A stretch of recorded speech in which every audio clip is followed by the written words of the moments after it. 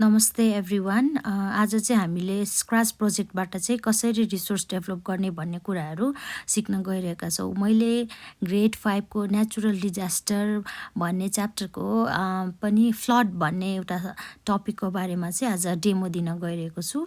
अनि सुरुवात गर्नुभन्दा अगाडि म स्क्रचको बारेमा थोरै बताउन गइरहेको छु। यो स्क्रच प्रोजेक्ट चाहिँ एकदमै सिम्पल छ, या डिफ्रेन्ट लाइक इन्स्ट्रक्सन्सहरू दिएको हुन्छ, त्यसलाई हामीले एक्सप्लोर गर्यो भने हामीले सजिलै एउटा प्रोजेक्ट चाहिँ डेभलप गर्न सक्छौँ। अनि स्पेसल्ली चाहिँ बच्चाहरूलाई चाहिँ डिजिटल टुल्सहरूद्वारा चाहिँ डिफ्रेन्ट गेम्सहरू पनि डेभलप गर्न सक्छौँ।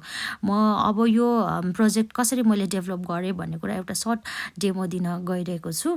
यो स्क्रच ओपन गर्ने बित्तिकै चाहिँ हाम्रो यो जुन यो मेरो स्क्रिनमा देखिएको यो इन्स्ट्रक्सन्सहरू छ, त्यो इन्स्ट्रक्सन्सहरू आउँछ। अनि यसलाई एक्सप्लोर गर्दै जाँदाखेरि चाहिँ यो मैले डिफ्रेन्ट स्प्राइट्सहरू पनि हामीले चुज गर्न मिल्यो। अनि यो स्प्राइट्सहरू चुज गर्ने भनेको चाहिँ यो डिफ्रेन्ट क्यारेक्टर्सहरू, हाम्रो निड अनुसारको क्यारेक्टर्सहरू चाहिँ हामीले चुज गर्न मिल्यो। मेरो टपिक अनुसार चाहिँ मलाई चाहिँ एकजना उभिएको मान्छे चाहिएको भएर चाहिँ डिफ्रेन्ट इनबिल्ट क्यारेक्टर्सहरूमा चाहिँ मैले एउटा यहाँ एउटा बोय भन्ने स्प्राइटलाई चाहिँ मैले लिएँ। अनि जुन स्प्राइटमा मैले चुज गरेपछि चाहिँ आउँछ त्यो ठाउँलाई चाहिँ हामीले स्टेज भन्छ। अनि फेरि माथि कस्ट्युममा थिचेपछि डिफ्रेन्ट इन्स्ट्रक्सन्सहरू दिन्छ। अनि अकर्डिङ टु आवर कन्भिनियन्स चाहिँ हामीले कलर बढाउन घटाउन पनि सक्यो। अनि यसलाई पेन्ट पनि गर्न सक्यो। मैले चाहिँ यसलाई चाहिँ गर्ल चाहिँ प्रेजेन्ट गर्ने भनेर चाहिँ मैले यसलाई पेन्ट गर्न लागेँ, ब्ल्याक कलरले कपाल बनाउन लागेँ। अनि यसलाई हामीले कस्टमाइज गर्न मिल्यो। म यसलाई बोइमै छोडे पनि हुन्छ, तर मलाई चाहिँ अलिकति डिफ्रेन्ट न्यू आइडिया गर्न मन लागेर चाहिँ मैले यो स्प्राइटलाई चाहिँ मैले एउटा लेडी स्प्राइट बनाएको छु यहाँ। अनि यसरी गर्दै जाने। यसलाई चाहेन भने इरेजर जस्तो आइकनमा गएर मेटाउन पनि मिल्यो यसलाई। अनि त्यस पछाडि डिफ्रेन्ट कलर्सहरू अकर्डिङ टु आवर निड अनुसार चाहिँ बढाउन घटाउन पनि हामीले गर्न सक्छौँ। अनि त्यस पछाडि अझै हामी अगाडि बढ्ने हो भने चाहिँ डिफ्रेन्ट अब क्यारेक्टरहरूलाई डिफ्रेन्ट कुराहरू गर्नु पर्यो भने चाहिँ डिफ्रेन्ट अगाडि गर्दै जाँदाखेरि चाहिँ छाता चाहिएको भएर मैले सर्कल लिएर यसलाई छाता बनाउने कोसिस गरेको छु। छाता बनिएको छ यहाँ एउटा।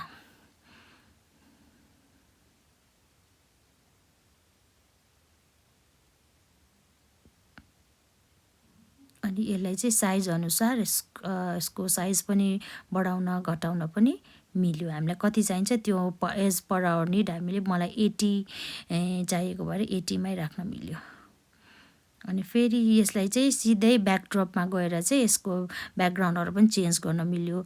फ्लड टपिक भएकोले गर्दाखेरि मलाई चाहिँ एउटा सिटीको सिनारियो चाहिएको भएर गर्दाखेरि चाहिँ अपलोड ब्याकड्रप गरेर हामीले अगाडि नै सेभ गरेको पिक्चरलाई चाहिँ मैले पछाडि राखेको छु।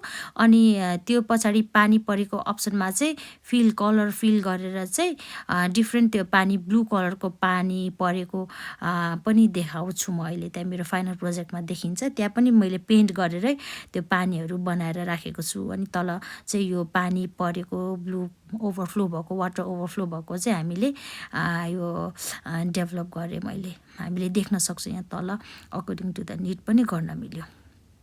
अनि त्यसरी नै फर्दर मोर अगाडि जाँदै गर्दाखेरि यो देखिएको जति पनि इन्स्ट्रक्सन्सहरू छ यसलाई चाहिँ हामीले ब्लक प्यालेट्स भन्छौँ। यो ब्लक प्यालेट्स चाहिँ यो स्प्राइटलाई प्रोग्राम गर्नको निम्ति हामीले ब्लक प्यालेट्सहरू युज गर्छ। ब्लक प्यालेट्समा हामीले जस्तो खालके लाइक इन्स्ट्रक्सन्स गर्यो उसले त्यही अनुसारले हाम्रो स्टेजमा चाहिँ यसले देखाउँछ। यो माथिको ग्रिन फ्ल्याग जस्तो स्ट्रक्चरले चाहिँ यसले चाहिँ प्रोसेस गरेर चाहिँ फाइनल रिजल्ट देखाउँछ। यो इभेन्ट्सहरू राख्न मिल्यो। अनि यो ग्रिन चाहिँ फर्स्टमा राख्नै पर्छ। अनि यो तलको पर्पल कलरको आइकनले चाहिँ यो डिफ्रेन्ट हामीले इन्स्ट्रक्सन्सहरूलाई चाहिँ जोडेको देखाउन मिल्यो। अनि यहाँ डिफ्रेन्ट मैले इन्स्ट्रक्सन इन्स्ट्रक्सन्सहरू दिइरहेको छु। अनि यो इन्स्ट्रक्सन्सहरू लेख्दै जाँदाखेरि चाहिँ एकदमै धेरै भएर यो ग्रिन कलरले यहाँ पनि दिइसकेको छ। यो चाहिँ पर्पल आइकनबाट चाहिँ त्यहाँ चुज गर्न मिल्यो, टेक्स्ट टु स्पिच गरेर चाहिँ त्यहाँ एउटा आइकन आउँछ, अब त्यो आइकन चुज गरेर चाहिँ त्यहाँ गर्न मिल्यो। अनि तपाईँलाई चाहिएन भने डिलिट पनि गर्न मिल्छ। तपाईँलाई जतिवटा इन्स्ट्रक्सन चाहिन्छ त्यतिवटा हामीलाई गर्न मिल्यो। त्यो गर्दा मैले यहाँ धेरै कुराहरू गरिसकेको छु। अनि त्यस पछाडि ग्रिनबाट यहाँ हेर्नुहोस्, यहाँ कति कुराहरू यहाँ भइ पनि सकेको छ।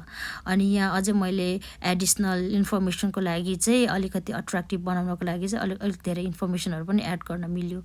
अनि यो येल्लो ब्लक्स, यो येल्लो जति पनि ब्लक्स छ, यो प्यालेटले चाहिँ यो इन्स्ट्रक्सन्सलाई चाहिँ कति मिनट वेट गराउने भन्ने कुरा पनि सिकाउँछ। अब मेरो एकैछिनमा मेरो फाइनल प्रोजेक्ट पनि तपाईँले हेर्न सक्नुहुन्छ है।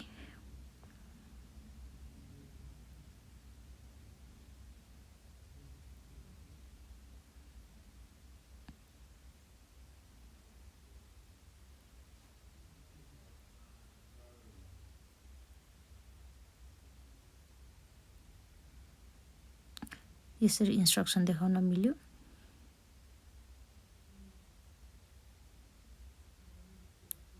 Today I will tell you about floods. A flood happens when too much water covers the land. Before going into the rainy environment, I am ready with an umbrella. Hope you appreciate my safety measures too.